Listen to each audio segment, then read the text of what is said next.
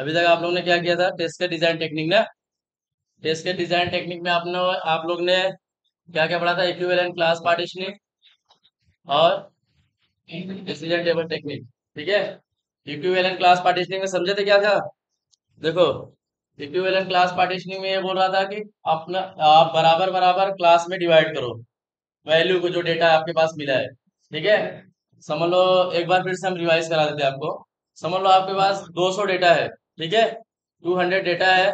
200 data को आपको एक साथ टेस्ट करना है, तो कैसे कर पाओगे? मुमकिन नहीं है ना।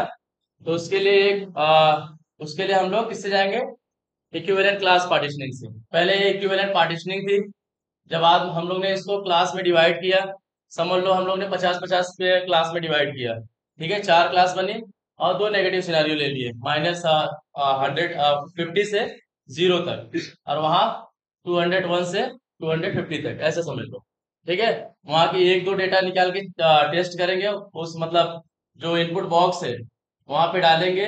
अगर डेटा एंटर हो रहा है, एक्सेप्ट कर रही है चीजें, तो पूरी क्लास पास है, वरना पूरी क्लास फेल है। ठीक है, अगर नहीं एक्सेप्ट कर रहा है तो।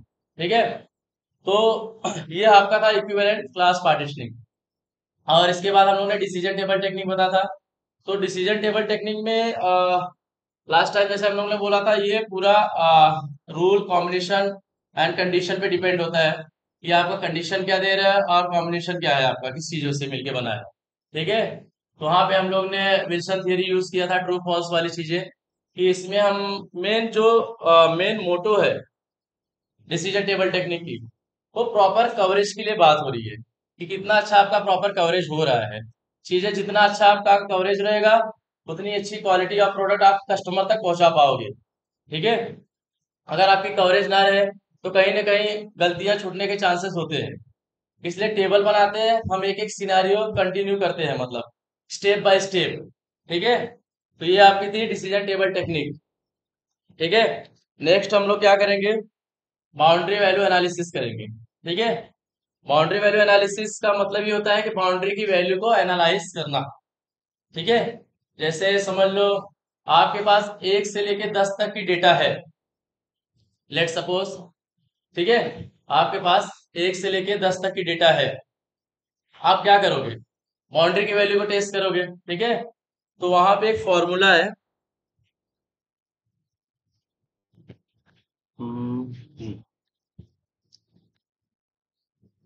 ठीक है। समझ लो आपको वैल्यू टेस्ट करना है 1 से लेके 10 तक की। ठीक है। ये वैल्यू है, ये आपका रेंज दिया गया है, 1 से लेके 10 तक की वैल्यू है। उस वैल्यू को आपको टेस्ट करना है। ठीक है। अब जैसे एक एग्जांपल सोचो। अब हम बोलते हैं कि यार बाउंड्री की वैल्यू को एनालाइज करना है, तो कैसे पता चलेगा? देखो, एक सिंपल लाइफ में भी सोचो। अगर एक कुम्हार है जो घड़ा बनाता है, ठीक है, घड़ा बनाता है, तो जब स्टार्टिंग में मिट्टी लेता है, ठीक है, और जब एंड करता है, जब मिट्टी खत्म होने वाली रहती है, तो मिस्टेक कहाँ हो सकती है? कि स्टार्टिंग और एक एंड में। बीच में तो प्रॉपर जाती है ना घड़ा। स्टार्टिंग में मिट्टी कम हो गई, ठीक है, और लास्ट में मिट्टी भी कम हो गई या ज्यादा हो गई, जो भी है। ठीक है। प्रॉपर उसका शेप नहीं आ पाता। तो हमको ऐसा टास्क मिलेगा कि हमें ना बाउंड्री की वैल्यू को एनालाइज करना है। समझे? तो इसलिए यहाँ पे एक फॉर्मूला है। अब समझ लो हम लोग 1 को ए मान ले और 10 को मान ले बी। ठीक है। बताया गया था आप लोग को? अच्छा, उसमें बताया गया। ठीक है। हम लोग 1 को मान ले ए और 10 को मान ले बी। ठीक है। एक फॉर्मूला था ए+1, a-1, b+1, b-1। ठीक है। देखो ऐसे, जैसे एक एक था ए, ठीक है, एक थी अम, समझ लो हमने इसको ए मान लिया और हमने इसको बी मान लिया। ठीक है। ऐसे हम लोग ने इसको लेट सपोज माना। देखो, हम एक एग्जांपल दिए, 10 तक की वैल्यू नहीं रहेगी। एक बाउंड्री की वैल्यू कैसे आपको टेस्ट करना है वो बता रहे हैं। ठीक है। ए की वैल्यू कितना थी? 1 थी ना। और बी की वैल्यू 10 थी। चलो, एक फॉर्मूला यहाँ पे है, a-1। ठीक है। और एक यहाँ पे है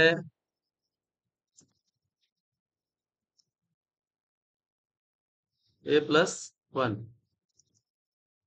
ठीक है, अब यहाँ पे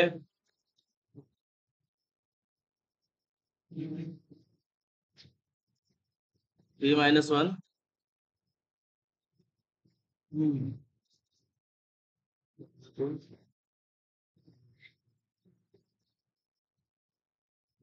ठीक है, अब a की वैल्यू क्या थी, 1 थी। ठीक है, तो 1 और फिर 1 - 1 0, 1+1 2, और यहाँ पे b की वैल्यू क्या थी, 10 थी।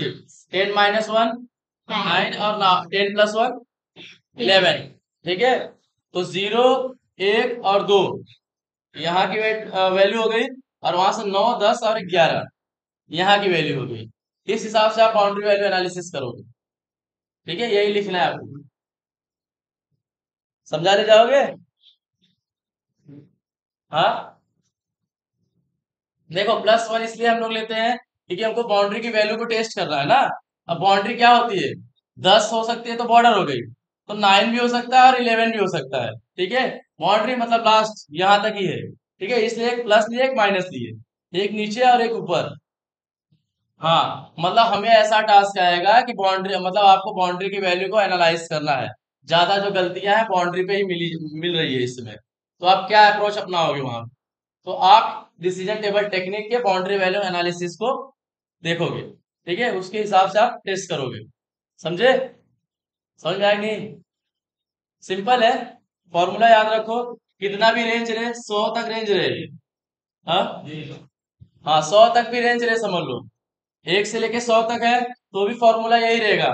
तो वहां क्या आ जाएगा, 99 100 101। यहाँ पे 0 1 2। ठीक है, मतलब बाउंड्री की वैल्यू को आप टेस्ट कर रहे हो। गलतियां कहाँ होती है, समझ लो ऐसा आपको टास्क आया कि गलतियां जो है हमारी ना स्टार्टिंग में भी हो रही है और एंड में हो रही है। ठीक है, बीच में नहीं, आपके पास टास्क आएगी चीजें, मतलब आपको पता चलेगा कि भाई यहाँ पे हमें बाउंड्री वैल्यू एनालिसिस करनी है। ठीक है, बाउंड्री वैल्यू एनालिसिस का मतलब बाउंड्री की वैल्यू को एनालाइज करना। ये एक फॉर्मूला है जिससे आप सिंपल आप समझा सकते हो सामने वाले को। अगर आप इतना ही बोल दोगे कि समझ लो 1 से लेके 10 तक वैल्यू है, 9 10 11 वहां की हो गई, और 0 1 2 यहाँ की हो गई, ऐसे। ठीक है, लेकिन अगर आप फॉर्मूला देके बताते हो तो प्रॉपर उनको लगता है कि आपने चीजों को समझा है। हम्म 9 और 10 बता दें। हम्म नहीं, फॉर्मूला बताओगे तो आप किस हिसाब से सोचे हो। कोई भी चीज आपको पता है लेकिन कुछ रूल्स है ना, उन रूल्स के हिसाब से ही आपको जाना है। ठीक है, यह एक फॉर्मूला है कि इस तरह से हम पहुंचते हैं। ऐसे बता सकते हो sir, a+1 a-1 b+1 b-1। ठीक है, वैसे याद भी अच्छे से रहेगा। ठीक है ना, ज्यादा हार्ड तो मैथ है नहीं। इसमें स्क्वायर स्क्वायर दिए हैं, क्यूब है, डायरेक्ट माइनस और प्लस ही तो किए हैं। बाकी बाकी एग्जैक्ट वैल्यू है। ठीक है, ये समझे बाउंड्री वैल्यू एनालिसिस। चलो ठीक है, अच्छी बात है, समझ गए।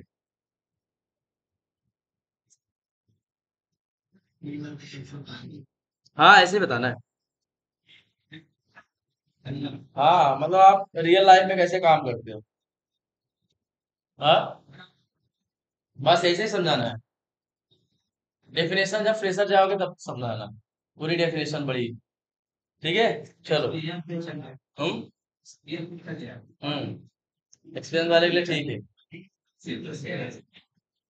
चलो ठीक है, आगे चलते हैं। ठीक है, और दूसरा क्या था आपका, एरर गेसिंग था ना। देख ले कहाँ पे एरर गेसिंग। देखो ये है। हम्म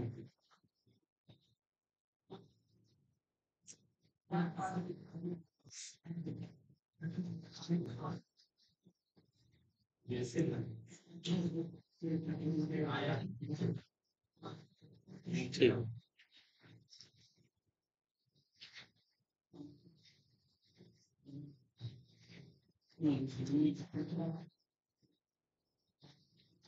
ठीक है,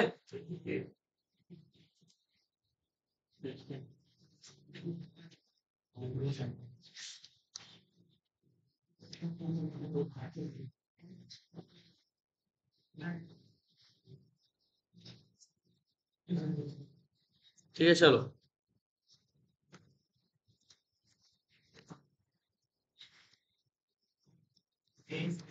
ठीक है, ये आपका चौथा है, एरर गेसिंग। देखो, एरर गेसिंग से क्या समझ में आता है कि एरर को गेस करना। ठीक है, सिंपल। देखो, इंग्लिश में पूरी हिंदी छुपी है उसकी, पूरा आंसर उसी में है। ठीक है, एरर गेसिंग मतलब एरर को गेस करना। ठीक है, इसमें आपको कुछ ज्यादा नहीं बताना है। इसमें आपको ये बताना है कि जैसे एरर गेसिंग कौन करता है, टेस्टर करता है, चलो ठीक है। या मतलब जो भी एरर आएगी उसको टेस्टर करेगा। लेकिन कौन सा टेस्टर करता है? जो एक्सपीरियंस टेस्टर होता है। टीम में जो एक्सपीरियंस रहता है वही उस चीज को गेस करता है कि चीजें कहाँ गलत आ सकती है। ठीक है, आज हम आप गए और डायरेक्ट कहाँ टेस्ट करेंगे बड़ी चीजों को, एप्लीकेशन को आई तो हमें आइडिया रहेगा ना कि यहाँ पे गलतियां ज्यादा होती है, यहाँ पे गलती मिल सकती है। ठीक है, जो है कि ये टीम का सबसे एक्सपीरियंस बंदा करता है, एक्सपीरियंस टेस्टर, एरर गेसिंग। हाँ, और इसमें भी इतना ही बताना है। ठीक है, एक एक्सपीरियंस टेस्टर ऐसा करके बताना है आपको। चलो हम लिखाएंगे इसको, ज्यादा बड़ी नहीं है। ठीक है। एरर गेसिंग का मतलब टीम का सबसे जो एक्सपीरियंस वाला बंदा है। ठीक है, टीम लीड भी बोल सकते हो उसको, या सीनियर टेस्टर भी बोल सकते हो, एक्सपीरियंस टेस्टर भी बोल सकते हो। वह उस चीज को टेस्ट करेगा, मतलब गेस करेगा चीजों को। ठीक है, आप साथ में रहोगे। होता है ना, पहले पहले नए नए जाते हो तो आप किसी के साथ काम सीखते हो।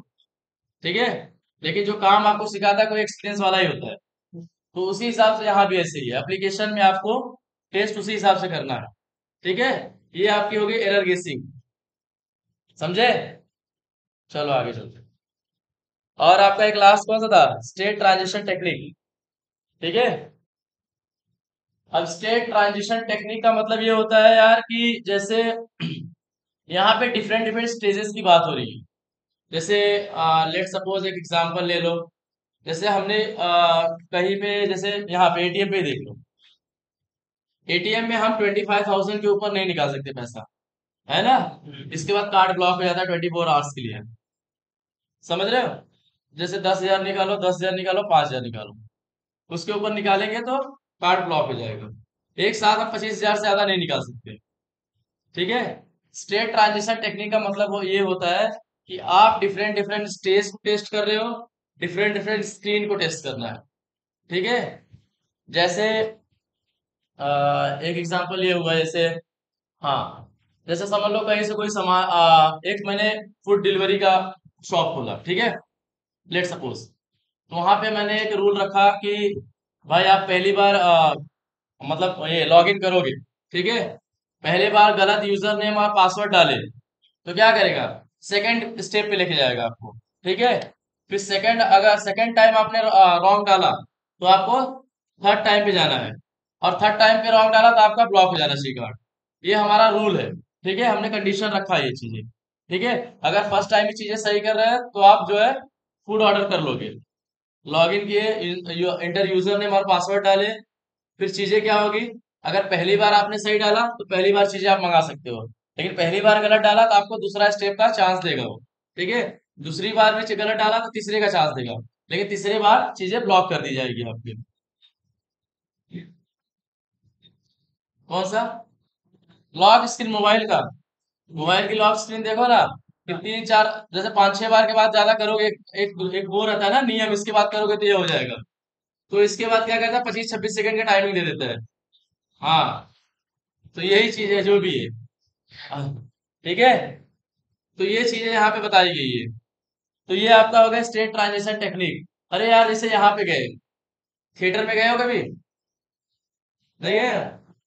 अच्छा, सुनो, थिएटर थिएटर में जब जाओगे ना तो वहाँ यार 2 3 स्क्रीन होती है। ठीक है, प्रीमियम होती है, डिलक्स होती है, जो भी होती है ऐसे करके। ठीक है, या एकदम सिंपल सोचो यार, एक बालकनी होती है, एक नीचे का होता है ग्राउंड वाला। बालकनी का प्राइस कुछ ज्यादा होता है, लेकिन जो नीचे रहता है ग्राउंड का उसका कम होता है। स्क्रीन सेम है, प्राइस ज्यादा है। ठीक है। हाँ, हाँ, जो भी है, एक ही स्क्रीन को आप 2 बार, मतलब 2 जन देख रहे हैं वही चीज को, अलग अलग तरीके से, अलग अलग स्टेज पे बैठ के। यही होती है स्टेट ट्रांजिशन टेक्निक। ठीक है। ये आपके हो गए स्टेट मतलब टेस्ट के डिजाइन टेक्निक खत्म। हाँ, ऐसे ही समझाना है आपको, सिंपल, ऐसे ही बताना है आपको। ठीक है, ये बोलना। हाँ, स्टेट ट्रांजिशन टेक्निक का मतलब ये होता है कि जैसे डिफरेंट डिफरेंट स्टेजेस को आपको टेस्ट करना है, चेक करना है। जैसे अगर हमने समझ लो कोई शॉप खोली, वहां पे हमने क्या बोला कि यूजर जो है 3 बार से ज्यादा अगर रॉन्ग पासवर्ड डाला तो चौथी बार इसको ब्लॉक कर दिया जाए।